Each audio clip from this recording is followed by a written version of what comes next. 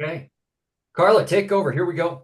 All right. So as Ian said, I am the lead coach of LA Tri Club. Specifically, I work with a lot of our performance athletes, and I'm going to show you what a typical training plan looks like going into. Hmm. I can't share. Yes, now you can. Now I can. Thank Okay. you. All right.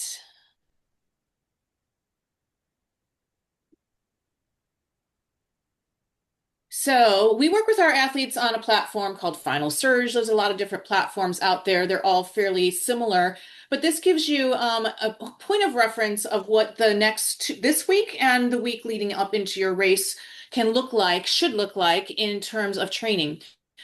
Before I jump into where we're at now, which is only about 10 days out from your race, is I want you to recognize that wherever you're at right now, you have met the fitness that you need for this race. You still may be able to dial in some things like what is my pace going to be? What's my heart rate going to be? What's my power going to be? What's my swim going to really look like over the next few days? But in terms of fitness and doing hard workouts, that is in the past. We build our plans based on different training blocks. And a peak training period is 3, maybe 4 weeks out from a race. So some people were traveling on 4th of July. You may not have been able to get in everything that you wanted to do. Just let it go. It's okay. Don't try to catch up on anything right now. So I have some swim, bike, run workouts to give you a look at. Maybe you have not done a swim yet this week, so I'm going to give you an idea of what we would have our athletes do the week prior to a race. We have this Olympic and a sprint distance, so I'm going to show you the Olympic distance. We call it swim simulation, and all of our workouts have some sort of a warm up, but the main thing to think about is what this main set looks like. And it's got some 300s in it where we're asking you to go out fast for the first 100. Why? Because that simulates what it's going to feel like at the start of a race. And then you're going to slow into what your race pace intent is for 200. You get ample rest and you repeat that 5 times. So if it's a sprint distance race, it's actually a 300 where you go out, sorry, a 200 where you go out 50 fast and then 150 on the easy side. And then I'm going to skip the run. And then for biking, a lot of us do not have trainers and we're out on roads that have some traffic. It's a real simple workout. It's called anaerobic capacity. The idea is to spend a very brief period of about 30 seconds at a fairly hard intensity. Give yourself ample time to recover. It could be 3 minutes, it could be 5 minutes, it could be 7 minutes. It doesn't really matter. The idea is really to just get some intensity in for like 30 seconds to a minute. And it's a short workout. It's only 45 minutes long. And then on Friday, we have our athletes doing open water swim because it is open water swim season with LA Tri Club. And then I'm asking them to, after, and it doesn't have to be 1,500 yards in 30 minutes. It can be whatever distance and duration is appropriate for you. But the idea is to get in a 15-minute run right after. So my instructions say this is your last swim before the race. Get your wetsuit off and aim to skip the showers, go straight to your car. In your car, you should have your running shoes lined up and ready to go. Why are we doing this? Because a lot of times we don't do much after our swims, and going from vertical to horizontal is a change in blood pressure. It's a change in the muscles that we're using. It's a change in our heart rate. So if you've done some of those workouts already, fantastic. If you haven't, make sure that you do that prior to race day. And I'm just having a hard time getting past where I can put this so that it's not in my way. Hmm. Let's see. All right. And then we do a brick the week before. So for the sprint, the brick is a 75-minute bike followed by a 15-minute run. For the Olympic distance, it's a 90-minute bike with a 30-minute run. And what it looks like is pretty easy. You're spending 10 minutes super easy, just like a regular warm up. You've got 60 minutes moderate. And notice we're not giving you any heart rate zones. We're not giving you any power zones. We want you to be doing this based on feel, knowing that you're going into a race. You're not going to go out too hard. But then the last 20 minutes, we're asking you to get into a gear that's a bit too big for you. Probably 70 RPM, something like that, just so that you're driving the bike forward and your legs are going to feel that a little bit when you run off the bike. And then you're going to get in a 30-minute run. First 3 minutes, super easy, shuffling those feet, focusing on the short strides, and then come around and run well. What does run well mean? Run well means something close to race pace, definitely not any faster than race pace. And then we've got a recovery bike ride on Sunday, easy spin, social ride, whatever you feel is appropriate, but it's short. It's only 35 minutes. So now we've jumped into race week, and usually Mondays is a day off. That's the case this week.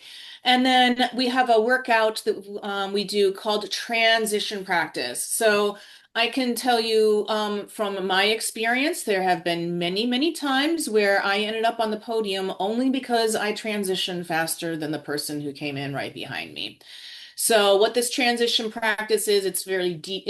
I'm not going to go over the details of it, but I built out a video so that you can actually go through what I consider a good transition practice, which is you can do it if you've got an indoor trainer, you can do it on a trainer or a Peloton, but lay out everything that you're going to be using in race day. Ideally, if I'm lucky that I live on a cul-de-sac, I can just leave my bike right by my house. I go down the road, I do a quick little 5-minute out and back. I come back to my spot. I've got everything lined up for my run. I'm practicing how I want to put my shoes on, etc., etc. And you go through that a couple of times. If you don't have the ability to do that based on your location where you live, you might want to do that on this last brick workout. So you get done with the brick workout, for instance, a lot of people are riding from parking lots where you can actually see what's going on with your stuff. Just lay out everything that you would be using on race day, from the helmet that you're using. If you're using gloves for riding, most people are not. Which exact socks are you going to be using on race day? In terms of your cycling socks, if you're wearing them. Your sneakers, are you doing the lock laces or are you tying your laces? Make sure you've got that all figured out. And then visor or cap plus your race belt, figuring out which order to do those things so that you're as quick as possible. So that's what those transition practices are for. And I like to do them. They don't have to be the week of a race, but it's a good time to have a kind of an easy workout that's not too intense. We have a nice taper swim. If you're doing a sprint, you may not want to swim 1500. If that seems like a higher volume for you, take it down. But basically, we're going through an easy main set of 4x150s. The warm-up's super simple and easy and slow, nothing hard. And then you're, again, similar to that race simulation workout from the previous week, you're going to start out fast just for 25, then get into a nice 100-yard, easy, fluid, focusing on form, nothing crazy, and then finish with a little fast at the very end. So that's a good, get in a little bit of speed on this week going into race day. You don't want to feel stale. You want to feel recovered though. So if you're looking at this and you're thinking, you know, I could use another rest day. Another rest day might be instead of doing this taper fartlek. And the taper fartlek is, if you don't know what a fartlek run is, it's speed play. It's getting out and doing an easy run, but just picking up your strides about every 30 steps. Pick up the pace just a little bit, just to get some speed under your legs and to not feel stale. And then because Legacy, often we put this brick workout in the day before a race. But because Legacy's course has traffic on it, I'm advising our athletes to actually do this from home on Friday. And pretty simple, very similar to this brick the previous weekend, except it's much easier. You're going out for only 45 minutes on the bike, 15-minute run. That does not have to be exact. But normally, if you were able to ride the course, the idea would be to find a portion of the course that you're a little unsure about and you want to test it out and ride that portion of the course. And then for the sprint, it's a little bit shorter. It's a 30-minute bike, 10-minute run off the bike.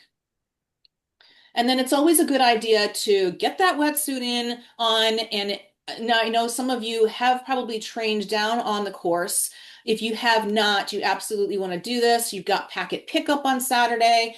Bring your wetsuit with you. You're probably going to be checking in your bike anyway, so you're going to have a lot of gear with you. Bring your wetsuit and aim to get in the water so that you are familiar with what the entry is going to feel like. Are you able to run in just 3, 4, 5 strides and then jump in and start swimming right away? Does the bottom feel level or is it a little bit uneven? And then same thing, try to get towards the swim out and see what that's going to feel like.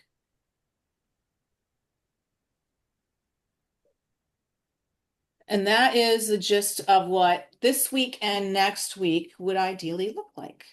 What I love about that is Carla really went through the details, like the minutia of each workout, the general principle, and what you'll see is it's applied to every workout. It's applied through the whole week is your volume is way down. The hours are 30, the workouts are 30 minutes, 45 minutes, 60 minutes. And a lot of it's aerobic, but there's these brief moments of intensity that are sprinkled in there with long recovery in between. And basically what you're allowing the body to do is rest, having these little spikes just to set the reminder of, hey, we still want to keep all that fitness you've got, but we're going to finish the day easy.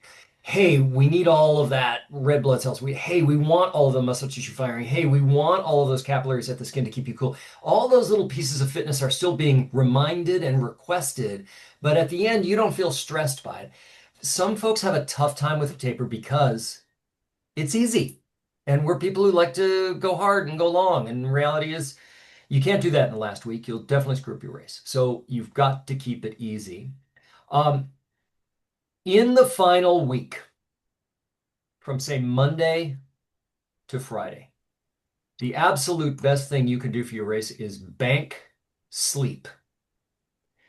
Nobody, and I don't care Hmm. how steely cool you are, what a veteran you are, you're not going to sleep well the night before the race.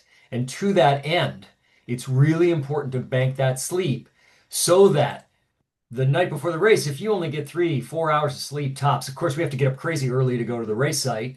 And you might be nervous going to sleep. You might not sleep that well. You might get up in the middle of the night to pee and then be thinking about it again and have a tough time going to sleep. It won't matter because you've gotten 8+ hours of sleep for the 5 nights leading into that. You'll be fine.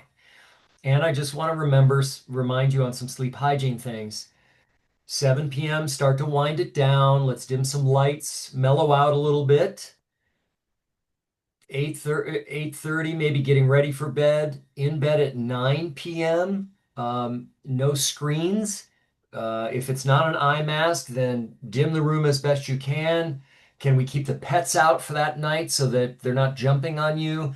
No sounds, phone off, these kinds of things so that you can really get quality sleep before, say, 6 a.m. Because at 6 a.m., the whole world starts coming alive around us and we start to drift out of that really deep REM. So you've got to get that 8 hours before 6 a.m. So you have to plan the night before going in. Okay. Um, I want to get into the course specifically. Are there any questions so far? I almost want to take Chris off of mute so we can hear this jam session. Um, Questions on the taper. If you don't have it right now, it's okay. If they come up, we'll answer them later. It's fine. Let's get into the course. I'm going to share my screen. Mm-hmm. Mm. Okay. Um, I'm nervous to do this, but I'm going to do it. Listen, don't freak out at this slide, okay? Um, Brennan sent this to us. The race director sent this to us. As kind of a description, and I looked at it. And I just thought it was chaos. But here's the thing I want you to know. This is the most important thing. There's a flow to every transition, and there's a flow to this one. So I'm going to go through a couple of those flows right now. I'm going to choose blue. The ocean is down here, and when you come out of the water, you're going to run up the sand, and the entrance to the transition area and the swim in is right here. So that is where you're going to enter the swim in. And then however you want to go from there, if you want to go this way to get to your rack, if you want to go this way to get to whatever you want to do to get to your rack, that's fine. But you're going to find your bike where it's racked based on that movement. Okay, now hold on, let me nix that. Okay, now the bike out. I'm going to do that in red. The bike out goes this way, and the bike exit of the transition is right here. You go out, and the bike course itself runs along here. That's where the street is. Okay. And when you first get on the bike, you're going to hang a left. You'll see that here in a minute. So that's the bike out. So even if your rack is, say, over here, you're just going to make your way up the row and then head out to that bike. So no matter where it is, you're just going to find your way. But that's the flow of the bike out. Okay. Then the bike in, when you finish the bike ride, I'm going yellow here. The bike in comes in from the bike course this way. It enters right here. And then you can go down this way, come around and up through the middle and find your way back to your rack. So that's the bike in when you're finished. And then I'm going green here for the run out. The run out is wherever you're starting. If your rack is right here, you're going to run out this way and go out this exit right here. Now there's going to be huge arches and gantries at all of these. There's going to be a big arch right here that says swim in. You'll know where to swim in. There'll be a big arch over here that says bike out, and you'll know to go underneath that arch to go out. When you get off the bike, it'll be really easy because everybody will be flowing right into this arch right here, which is the bike in. And then you'll have to look to see where the run out. And our advice always is when you get there in the morning and you rack your bike on your rack and you drop your backpack and you're still dressed in your warm-ups, go and walk the routes. Come all the way over here to where the swim in is and put your back to the beach and say, okay, I've just finished a great swim. By the time I've arrived here in transition, I have found my Velcro, found my zipper leash, unzipped, rolled my shoulder off so my arm is free inside out from the wetsuit, rolled the other side off so it's free. And when you get to that point, just inside the transition area, the wetsuit should be around your waist. And then you finish your run to your bike rack, and that's where you strip it off your legs. And then when you have that done and you've walked the route to get to your rack, then from right there, visualize it. Wetsuit comes off my legs, helmet gets unbuckled, shoes get on. I grab the bike. Now, where do I go? And make your way out to this run out here so that you can find your way to here and walk it. Walk all the way. You got plenty of time. Walk to that place, look over the fence, see where the mount line is where you're allowed to start riding your bike. It's either going to be in chalk or tape. There could be signs there. If you don't see it, ask a volunteer to understand. Is it right outside the transition area, or do you have to turn and run out to the street to mount the bike? So investigate all of that. And then when you visualize mounting the bike and riding on, then walk down to this zone right here, see the arch of the bike in, turn your back to the bike course and just say, okay, I've dismounted at the dismount line. I've seen that. I'm off the bike. Helmet's still buckled. I'm going to make my way to my rack. How am I getting there? And then once you figured that out, then eyeball where the run out is and the route you're going to take to get to that. Before I leave this, I'm just going to say this.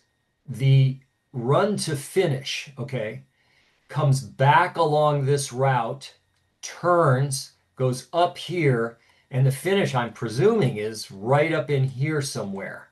So there's a lot to that. And I add that because the way races go today, I don't care who's in front of you. I don't care if they look 30 years out of your age group. I don't care if you're not certain if they're in your gender. I want you to pass that person before the finish line. If you're in this zone, that's your race right there. Okay. Questions on the apps. This thing was a mess when it was clean, and I've just made it infinitely worse. Questions about the flow of transition.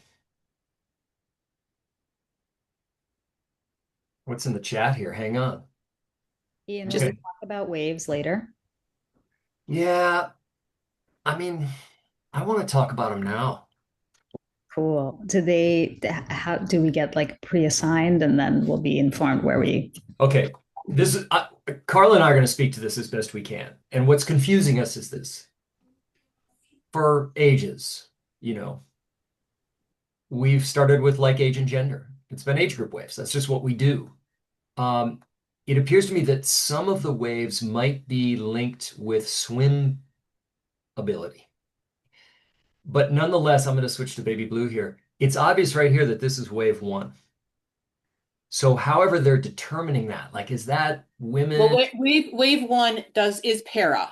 Oh, well, that's not a good example. Wave two is when the age groupers start. And my feeling is they're going to make wave two anybody who's like a minute 30 and faster per 100. Yeah, fast swimmer. So wave two is right here. So clearly there's some logic behind that. Wave three right beside it, we can see it right there. And then they just keep clicking off. So But there's two wave threes. They go two wave there's threes, two, and one then here, one only there. one wave four, two wave fives, only one wave six. Well, So every other wave is slightly smaller, and there may be a reason for them to just want to stagger the people a little bit more. here's what I want to say about this. We can't know everything. We just can't. And it's nice to know all we can, but when you show up to do your packet pickup, whether that's 90 minutes before the race starts or whether that's the day before, ask some questions about this. Get an understanding of what wave you're in, what color your cap is, what time the first wave goes off, and how far apart those waves are so that you can kind of figure it out, what your real start time is. And then when you get there, obviously your race number, your cap color, whatever is going to be linked to one of these racks, and you're going to end up knowing where to go. We can't hit the nail exactly on the head tonight, but you will know before you get there in the morning. All right, I'm gonna switch gears here. I'm gonna drop this for a minute. Here it is. This is the sprint swim course right here. So just to get our bearings, I'm gonna switch first to oh, I can't do it in this. That's okay.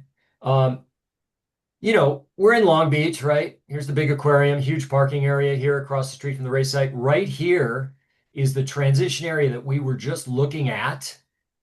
The run is going to come in here. The swim entrance is going to be in here. This is where all the bikes are going to be racked.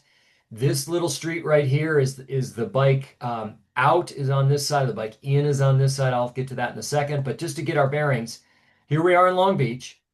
And the sprint swim, 750 meters, is going to start somewhere right in here on the sand. And you're going to swim out to the first buoy, which is right here, right shoulder turn. Second buoy right here, right shoulder turn. Third buoy here, right shoulder turn, come into the finish. That's the sprint swim. Just to switch gears quickly, this is the Olympic swim. These three buoys are going to be in the same place. Those three for the sprint are in the same place. Olympic is going to come out. This is a left shoulder turn. Come out here to the east into the sun for sure. Right shoulder turn, come back. Now you have the sun at your back. Easy to spot this buoy and this one, and then into the finish. There is no surf here, and let me explain why. If I zoom out a little bit, you see this line right here, and there's a little break, and then there's this huge line here and a little gap. This is an Army Corps of Engineers rock wall that is designed to keep any surf from ever entering any of this area. There will not be a wave breaking on this beach. And the wind would have to blow precisely from the southwest to get into this to make even chop. I've swam here dozens and dozens of times in my life, and I have never seen whitecaps on this water. It is always protected and glassy smooth. And I'll go a step further. If you're doing the sprint swim, I don't even think it can be bumpy. In the Olympic, maybe you can get out here a little bit into some chop, but I doubt it. This is going to be a piece of cake. So if you're not comfortable with diving under swells and whitewater and surf riding back in, do not worry about it. This is the closest thing to a lake swim that the Pacific can provide. Okay, I got questions in the chat. I want to jump over here really quickly. We just jumped down to wave start timeline Yeah, here it is. that Morgan added. Everything Oh, else. nice. Paris starts 6:45. Olympic distance starts 6:50. And that goes in this order: swimmability 10, which is super fast, red caps, and then every additional wave it says 3 to 5 minutes. I'll leave that for a second, but okay, that'll be great. That's from the PDF that Veronica sent out. Okay. Morgan, I love that you're on this. Thank you for sending this. Final wave is approximately 7:50. Then sprint distance starts at 8 a.m. And again, first is orange caps, swimmability 10, very fast. Additional waves every 3 to 5 minutes. Final wave 9 a.m. There you go. The water is beautiful. Love hearing that comment. Alice says, if you raise enough money, you can get an early start time. That's true. Good fundraising for CHLA. Thank you. And more information and email to be sent out beforehand. So I'm sure they'll tighten that up as we go. So that's really good to hear. Thank you, everybody. Let's look at the bike course. Here it is. I'm just going to start by saying the basics of this. Sprint is 1 lap, Olympic is 2, and it's hard to imagine a flatter course. 200 feet of gain in 12 miles. That's pretty straightforward. So I'm going to zoom in here. The swim takes place over in this area right in here. We come up kind of through this green box and into this parking lot right here. And then we saw that the bike out is at the top, and you start on this side and you head. Let's look at this side first. I'm gonna drag my cursor along here. You head out this road, which is incredibly wide, and there's no cars on here at all. It's not like we have cones and we're sharing with cars. We have the whole thing. You make a very technical moment right here at mile 1/2. You make a left turn into this roundabout, and you're going to have to slow down for that 90-degree turn for sure. And then you come into here and you have to go around this tight roundabout and go back out and make another left turn. This is simply them adding on mileage where they need to. It is not going to make this course faster, but everybody has to do it. You go another, I don't know, 100 meters and you turn left here, and now you're going to go over the Queens Way, what goes over the LA River right here.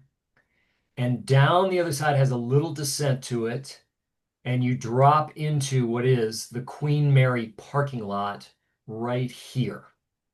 There's a swoopy right-hand turn, and then you're back out over the LA River again. Let me come back.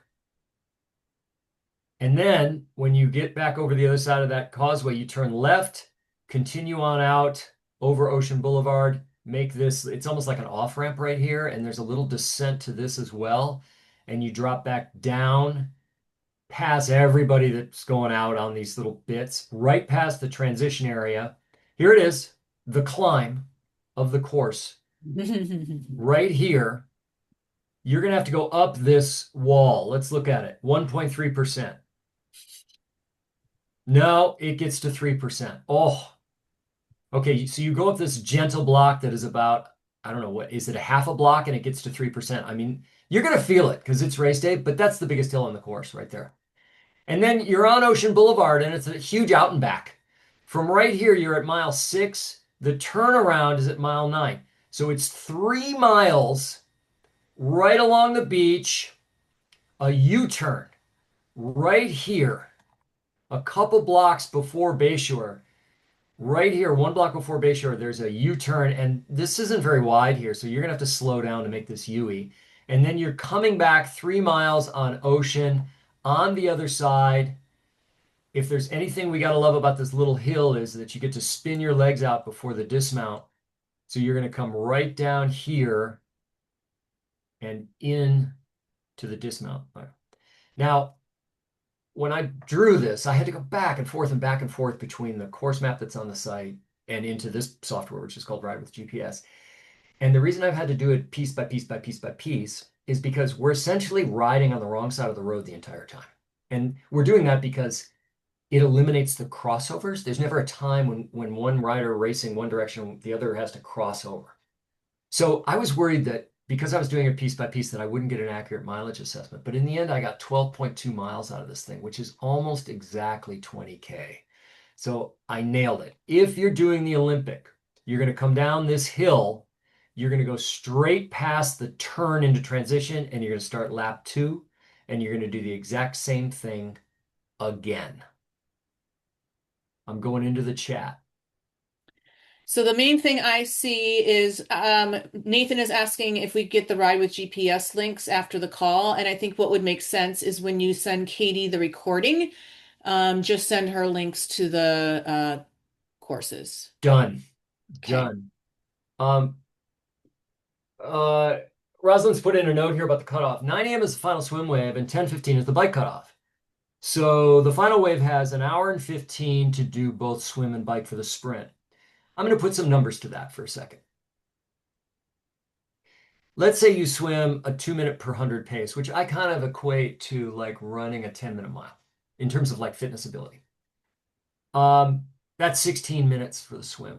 And then what you have is you have uh, 12 miles, totally, totally, totally flat. Early in the morning, probably no wind. If you average 12 miles an hour, which is, I would say, an incredibly slow pace, um, that gives you an hour bike ride. So if you ride 15 miles an hour, you're talking about 50 minutes. If you ride 16 miles an hour, maybe 47. If so the faster you go, to keep hacking that down.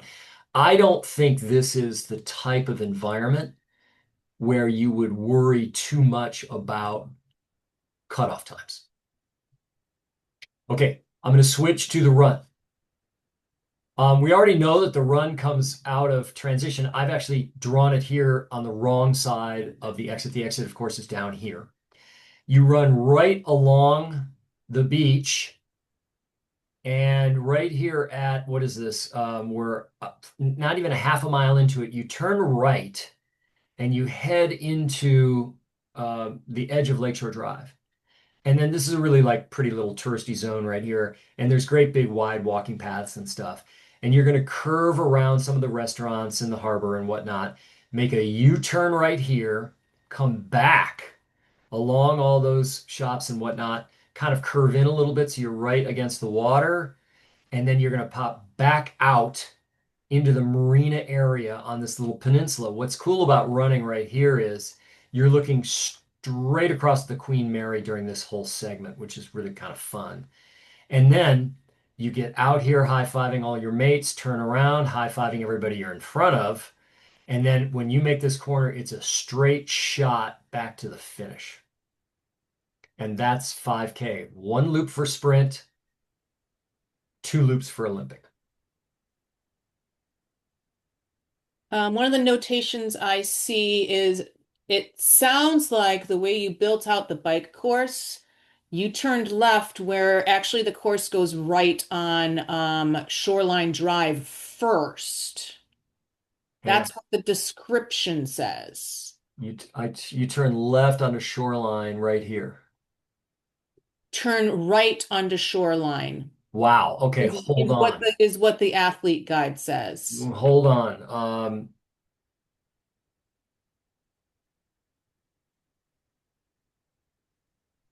I'm going here. We got to look at this together because this is Dropped the PDF from Veronica in the chat. Yeah, in the chat you'll see the PDF, which will be easier to go through, but okay. Hang on, I can do that. Let me see if I can get it out of there. It's in the chat. Oh, here it is. Oof, wow. Let me see if I can crack this open because when I looked at the course maps and zoomed in there on PDF, no, that's not the one I want. Give me a second, please.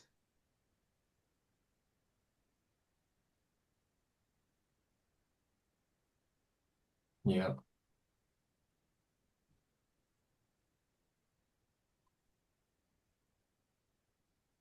God, they put so much information here. I love it. So great. Yep. I just posted in the chat what it says in the athlete guide. I just copied and pasted it, Okay, hold on. and it agrees with what Carla was saying. I can't zoom into this. That's a problem. I need to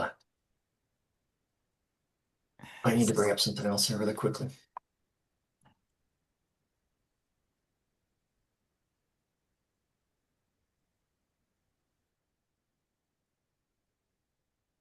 Hmm.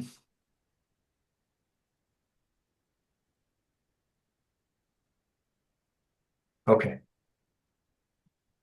I've got it right here. Let me just crack this open. Here's the let me come back and share.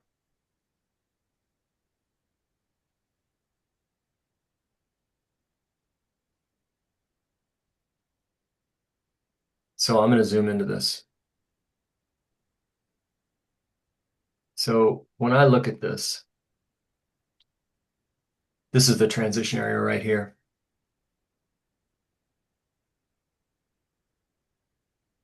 And when we come out on the shoreline right here, these arrows going to the left is the only way for me to make sense that we wouldn't cross over. So I think when we come out of the transition area, according to this map, you make a left on Shoreline and you head out toward the Queen Mary section first. And then as we look at it, right, here's the 5 kilometer mark. That makes sense. So if we've left transition here, we come out, that should be the 5K mark. Let me see if that Ian, jump. this is crazy. The map you're showing on the screen, Yeah, the arrows are the opposite orientation in the PDF that in the race guide. I love it. But the mile marker, the kilometer markers are the same. Because I was Okay. having the same struggle you were having, which is how do you get to 5 kilometers if you go right out of transition? Doesn't make sense.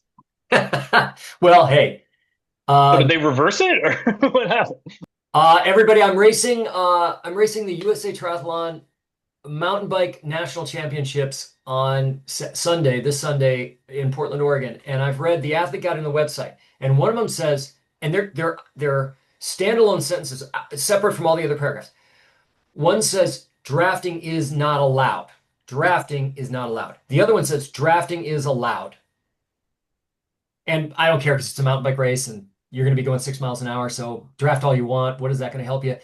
This is a question we're going to need answered when you get there at the site. But here's the thing, whether it goes out of transition, goes to the left or to the right, doesn't matter a whole lot because the exact same roads are used, the topography is the same. You know what's being asked of you in terms of wind, hills, and distance. Whether we go right or left, that can be solved on the day. Can we agree to that? I'm entertained by this. Okay. I want to talk about the day before the race for a quick second. Don't do anything new. You know, you know the food at this point in time in your life as an adult, you know the foods that upset your stomach. You know that if you have pasta arrabbiata, you're going to get up 3 times through the night to put out the fire. Don't do it. Eat something small, light. You don't need to carbo load for this. You really don't. You can eat your normal, regular, easy dinner. You could even eat it at 6 p.m. instead of 7:30, so it'd be easier to get to bed. When you go to sleep that night, keep a pen and a piece of paper beside the bed. So when you're lying there and you think, oh God, I got to remember to bring just write it down and then just put it out of your mind because you'll know it'll be there. When you get up in the morning, set the alarm for 20, 30 minutes earlier than you think. There's no need to rush this. 20 or 30 minutes worth of sleep, if you've banked sleep the 5 days leading up, will not matter. So get up a little early so that you don't have to rush. Have the breakfast that you've been having in your normal mornings for your normal workouts. If you drink coffee, drink coffee. Don't do anything special on this day. Let this be a regular, normal day that's been consistent with all of your training. And then make your way to the race site. If you get to go to the bathroom at home, great, congratulations. If not, do it when you get to the race site. There's going to be plenty of porta potties there. It'll be no problem. We want you to overdress. We tell all of our performance athletes that you need to overdress, even if it's going to be 90 that day. You need to dress in layers so that you're hot in the car getting to the race site, so that you're hot when you park and walk across the street to get into the transition, so that you're hot when you're setting things up. Also, after you rack your bike and drop your bag and you've walked the routes and you've got some time to kill, go and do 2 warm-ups. One of the warm-ups needs to be When you're done, a jog. You need to go and run for probably 6, 7 minutes. And within that 6, 7 minutes, put in 3 or 4 30-second accelerations, just where you just pick up the speed. And on the last one, you should hit a pace that is faster than what you're going to run on race day. Now, it's only 30 seconds. So your heart rate will come up. Yeah. You're going to break a sweat because you're overdressed. Yeah, that's good. But you're not going to exhaust yourself. You're just going to wake the body all the way up. And that's really important. When the run's over, get back to your transition area, strip off your warm-ups. You got your race suit on, get your wetsuit on, do all your double last-minute checks.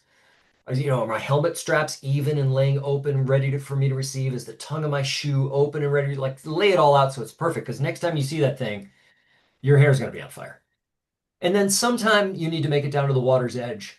And it would be really nice if 20 minutes before you start your wave, you get in the water and you swim around for 10 minutes.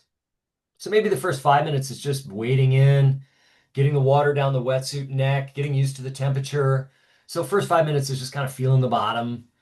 And then you swim a little bit. And again, you put in 2 or 3 little 30-second accelerations where you really get the arm turnover going. You kick a little bit, like you get your heart rate up. You get used to it. Smell it. It's not like the pool, it's different. See it. It's a little darker than the pool. Feel the temperature. It's different than the pool. Be aware of all your surroundings. All you're doing is you're checking off all of those things that create anxiety and lead some people into panic. And you have right there in your warm up, you're ready to do it and you're ready to check all those off. So you're good to go. Come out of the water, go queue up with your wave, and you'll have 10 minutes. You won't get cold. You wait until you get to the line, cannon fires, and you go in. If you're racing this, like if you're going for it, you have times in mind, you're really into it, I want you to go to the front. Go to the front and go off to the side. Maybe the right side is better. It doesn't matter really, but the right side's probably a little better. It's just that when the buoy's straight out there, everybody says, "Oh, it's a right turn. I'm gonna give it up. I'm gonna give room to the left, room to the left, room to the left." And by the time they get to that buoy, they've added 30 yards to the swim. But not one single person will swim 3 inches to the right or the inside of the buoy. Line up in the front on the inside, and when you take off, pick a pace that's strong for you without getting run over by everybody from behind. If you're there just to participate and have fun and just have a good day, go to the back of the group. When the cannon fires, walk casually to the water's edge. Let people get out in front of you. And then settle into a really comfortable swim that speaks to that goal. Okay. It's nice in the swim to draft if you can, like get on somebody's feet who's swimming your pace or just a tiny bit faster, but never trust that they're going the right direction. So every time you sight, you have to sight over them to the buoy and confirm that it's in the right direction. And then just let it flow. Get to the first buoy easy. It's a long way. I mean, the first buoy is probably 300 meters offshore. If you're swimming at 2-minute pace, that's 6 minutes right there. So take your time, settle into it. 300 meters, group's going to separate quite a bit. You shouldn't get clobbered at that first buoy. So you've got that turn, another turn, you come back in, and that's when you want to pick it up. Swim easy to the first buoy, and when you round the third one, really accelerate so you tear after it and finish strong. When you stand up, you should swim until your fingers touch the sand. If you can see the bottom and you think, well, I can stand here and you're neck deep, no, no, no. Keep swimming until your fingers touch the sand. Then stand up, you'll be shin deep, and you'll be ready to go. And you can walk or run to the transition area. It doesn't matter, whichever you want to do. But like I said, find that Velcro zipper leash, peel it so that when you get to your rack, the wetsuit's already at your waist. With a bike, it's the same thing. We want to divide the bike course in half roughly. So I'm going to come back to a screen share here, and I'm going to go back to that bike course regardless of which way it goes. And I'm just going to say that if we're riding 12 miles, right here at the top of this hill is mile 6. That's your halfway point. So you'd want to ride moderately comfortable out around Queen Mary out here. And then when you get up to this hill, then you're going to want to stand on it. And here's what's beautiful. If we're wrong and this course goes the other way, ride comfortably out here back. And when you get to the top of this hill, then you're going to stand on it. So first half easy, second half faster. Same with the run. Run out 1.5 miles pretty comfortably and then really stand on it. Your goal should be to pass 10 people in the last 1.5 miles to get to the finish. So you're going to negative split each piece of the swim, the bike, the run. It's nice to give some thought to how long you're going to be out there because that speaks to nutrition. We talk about this in performance all the time, and I think science is really changing a lot, but I'll just say this. If you're 5 feet tall and you weigh 125 pounds, I think you need probably 60 grams of carbohydrate per hour during the race. And if you're 6'1" or bigger and 180 or bigger, I think you need maybe 80 to 90 grams of carbohydrate per hour during the race. And it's carbohydrate. It's not calories. It's not energy from fat or protein. It's simplest sugar. It's a water bottle with your favorite electrolyte mixed really rich so that it's got maybe 40, 50 grams of carbs in it. It's gels. It could be bars, but we want high glycemic, fast burning. We want everything during race that you should never be eating during your daily life. So find those high glycemic carbs that you can bring in quickly that become blood sugar really fast and keep you up and just sip and snack your way through that so that you're always topped off all the way through the race. Okay, I know there's a question about, let's go look at the chat 'cause I know there's a question about parking, and my answer is there is the largest parking lot in the world straight across from the transition area in what do we call that? Is that the aquarium parking lot? Yes, Yeah. it's at the aquarium. And so there's a ton of parking over there. Yeah. That lot is closed on Sundays. There's in the athlete guide, because they use that lot for a church that meets over there. So in the athlete guide, it says that parking is at Pike's parking structure. Pike's parking structure. Yeah, it's in the athlete guide. Do you know which page it is? That's what I'm looking at. I just Googled parking and it brought up parking. Um, Not Google. I did a search in the athlete guide. Oh, I've always parked at Pikes, and it's about here it is right two here. 2.5 blocks away. It's not too bad.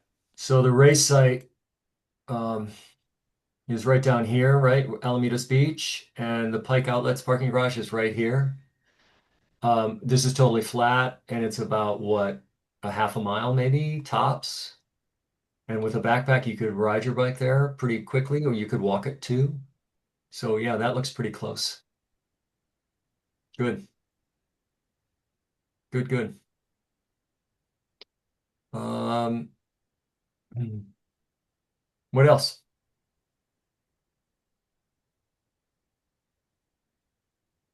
How does the picking up of the race kit on race day affect? Does someone has the experience? Is it very hectic? I don't think it's hectic here. I think this is one of the easier races to do because there's so much space for parking. There's so much space on the race course. There's space in the water. There's no surf. The topography's gone. Like there's so many aspects about this race that makes it beginner friendly. It also makes it incredibly fast if you're really going for it. And the race directors have been doing this for so long that it's I mean they've got it figured out. So I really just think that this is super easy. Like this is one of the easier ones to do. One question that I see that stands out is what's a good spot for spectators? Yeah. I think this is the one where I you think it depends on whether if they're coming with you, they're going to be at the beach with you, which is going to limit where they can stand. yeah. Whereas if they might be coming later, they're not going to get as good of a race experience. They may not be able to get to the start. What would you suggest, especially for someone who maybe is not super mobile, who can like kind of walk here and there, might have a chair for parts of it?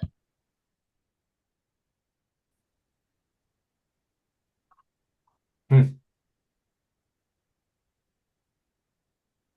Yeah, I think I would recommend parking somewhere on ocean and shoreline and then coming down to the transition area because it's look, what isn't sand here is concrete. It's either sand or it's concrete. And so getting anywhere around in a chair there is super smooth and easy. And so I think finding someplace to park near ocean and shoreline and then just coming down to transition, I think that is going to be the shortest, quickest, easiest route to getting to the transition area. And that's where I would think people would want to hang out because look, you can see somebody start and then inside of 8 minutes later, they're in transition. And so to walk back to transition from the swim start, you get to see them start, then you see them come in transition. If you then turn your back from transition, you'll see them come by on the bike in what, 17 to 20 minutes. And then 17 to 20 minutes after that, because the transition area is almost halfway of the bike course. So then they come off and dismount and they start to run, and then you can see them finish. So just by hanging out at the transition area, you're going to see these athletes coming by all the time. And I think that's really the best way to do it. What else? Hi, Ian. Can I ask a question about the transition for relay teams? And I apologize, I joined late. I might have missed this No, already. it's fine. Okay. All the relays are going to rack in the same row. Okay. And then the, like in a running relay, we see them hand off the baton. Right. The baton in a triathlon relay is the Velcro strap around your ankle. Right. Okay. So if you're looking to race this as a relay, the cool way to do it is the runner is down on one knee, and right in front of them is the cyclist's foot. And then the swimmer comes in and puts their foot immediately adjacent to the cyclist's foot, and the runner just does all the work of Velcro strap on, Velcro strap off and on. And then the cyclist goes. And then the swimmer then is down on one knee. Cyclist comes into the rack. Both feet for the runner and the biker are sitting right there next to each other. And then the swimmer just transitions the strap. So if you really want to tighten it up and, be aggressive with it, then, plan out the chip swap so that Well, it really works. I'm the swimmer and the runner. Oh, So there's good. just a biker. But Respect, by the way. That's cool. thank you. But where will we make that switch? Is it at our corporate rack where Yes. our bike is? Yep. Okay. Yep. So my partner will need to wait at our bike area in our designated corporate rack area. And then I'll run there out of the water up the path and give her the band. Yep. And then she can proceed. But I don't go anywhere beyond where our corporate racking is. Okay. Yeah, stay right there at the corporate rack, and she'll come back there, and that's where she'll I come get it. right back to that spot. That's where you need to make the swap. Okay. Yeah. Thank you. You I'm bet. sorry. You probably covered it before I did. No, it's good. Thanks. Other questions? I think there's a question in the chat about aid stations on the run, and they're located at 1K and 3K. And I think you can only hit them going one direction. So in 5K, you're going to have 2 aids. And in 10K, you're going to have 4. Hey, Ian, can you hear me? Yeah, go ahead. Do you recommend checking in your bike on Saturday when you do packet pickup and leaving it overnight? I've never done that other than Ironman or I think maybe Wildflower, but knowing this location as you seem to do, is it worth leaving it on Saturday? I can tell you this, Julian, that's a great question. I can tell you this. It will be safe there if you choose to do it. Because their security is top notch and it's happened in the past without a flaw. I will also add this. In the very few times that I've ever done that, I have brought a cable lock and I've locked my bike to the rack. Just for the point that if anything went weird, somebody else would just choose a different whip because it was easier to get to. I will also say this. Los Angeles is huge. Traffic is a nightmare, and I don't want you wasting your life in the car. I would recommend not, if you live like in the Valley or in the West Side or East LA or anything like that, I wouldn't drive to Long Beach the day before and do pack and pickup. I just wouldn't do it. I would go early the next morning and I would just grab your packet then and not sweat it. The other advantage to dropping the bike off the day before, though, is keep in mind each of these racks has enough room for 136 bikes. So if you're one of the first bikes on your rack, you can put yourself at the end of the rack, which is the most prestigious position to be in. Yeah. Ding, ding, ding. That was my main point of thinking of doing it on Saturday. You get a good spot for it in and out if you sometimes. I like that. Until somebody But moves even your though until somebody I've moves your done that stuff. and had somebody move my bike. So Yeah. Ian's point of putting a lock on the bike is a good idea. By the way, I'm just going to say this. I left my bike last year and it was fine. It wasn't wrecked. But Yeah, good. then there are stickers for each number, so you can't really pick your spot. Oh, it's not open? Okay. No, it's not open. I thought it was going to be open. Okay. But I wish I had my bike from going from the Pike Place garage over to to get there so you didn't have to walk get there. that So and then there weren't as many tire air pumps as I had expected, so I kind of went out without being able to check my tires because I couldn't find a I spot. love that Alice is coming in with fundraiser reminders. It's so great. If you get up to 350, and by the way, you can write your own check for that, you get early packet pickup. So that's an option too. But they have a lot of benefits for fundraising. It's nice. Otherwise, what is it? An extra 25 to do packet pickup early? Yeah. Yeah. Yeah.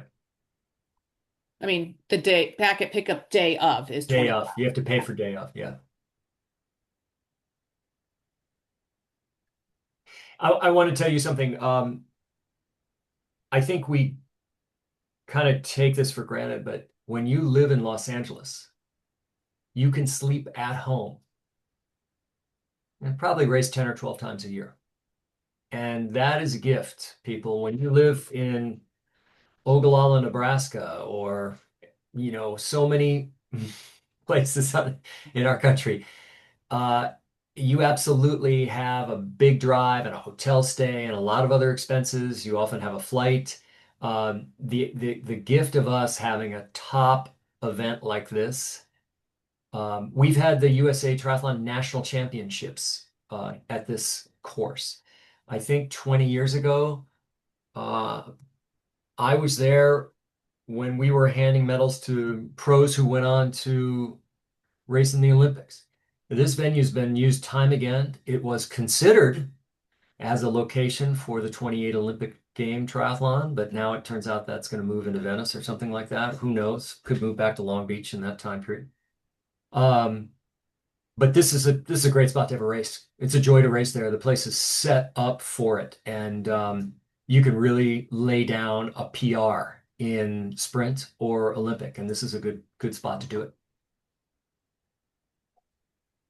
Rosalind is reminding that if you do come to Packet Pickup on Saturday, USA Triathlon Foundation is going to have a booth in the expo. So stop by and say hello to Rosalind and her man and her team there, because And we'll have they do good work. some cool swag to give away for donations. Yeah, good. Really cool swag, including lock laces this year. Oh, that's nice. Lock laces are cool.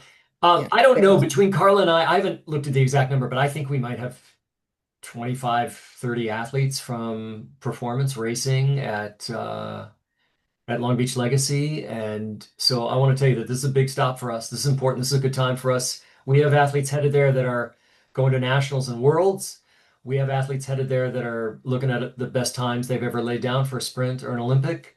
And so we're here for you. We want to help. We are going to send out a copy of this, and I'll put in the links to the course maps that I created. I'll probably text Brennan Linder here in a couple of minutes and find out if the course goes left or right. So I'll try and put a note about that in there too. And just know that Carla and I are very easy to reach. It's our first name at latriclub.com. Send us an email if you have something that comes up. I've said it before, but I'm just going to reiterate it here before we say goodbye. The best thing you can do for yourself between now and race day is bank sleep in the 5 days leading up. It's the best. If you're wondering, like, God, I wanted to get in one more long bike ride, don't do that. But bank sleep. That's the thing that's really going to help you. So be good to yourselves between now and then. Carla, thank you. Thank you. Thanks everyone Thanks, everybody. tonight. Thanks so much. Thank you. Take care. Thanks a lot. Thank you. Thank you so much. Thank you. Thank you. Bye. Thank you. Thanks, Appreciate it.